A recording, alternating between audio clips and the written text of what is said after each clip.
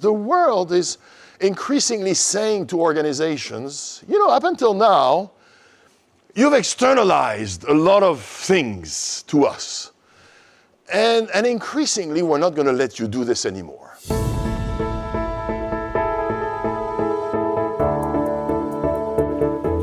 Today, we embed sustainability in all our investment processes. Not only do we think it's a vital step in order to protect the world, but we are also convinced that sustainable investment will drive higher returns. So it's also something that we think in the best interest of our clients. Today, IMD is conveying, hey, what if we could do business another way? Because we can't go on forever like this. It was really inspiring because it actually shows and validates that we're going in the right direction. We may not be there yet, and there's still a lot of education and process that needs to take place in order for people to understand that we need to look beyond just the short-term gains and really build for something sustainable in the future, which is actually going to take much longer than that.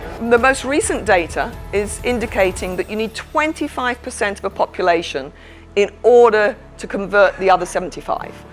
So it's my hope that China takes this responsibility and says, you know, okay, but we can now be the sustainable leaders.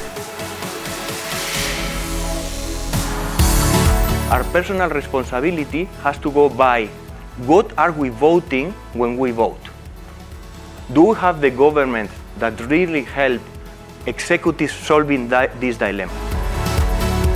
Let's make sure we don't reenact a kind of a bamboo statements, which looks very strong and then it's hollow inside. Don't try to, embrace everything. Focus, deliver, and demonstrate that you've been delivering. On what you said as well, I mean, once you've found yourself and you've been in an organization often for a little while, have the courage to do something.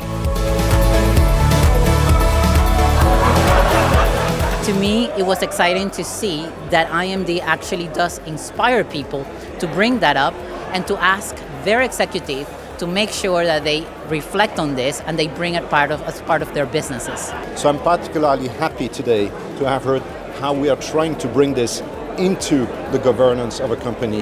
How can we create growth whilst looking at ESG criteria and so forth? This is us who can change the agenda, but before we do it, we need to understand what's in it for us, how we can bring it back in a meaningful way to the population and our employees. It's a huge challenge, in my opinion, because human behavior is quite slowly transforming, and that should speed up.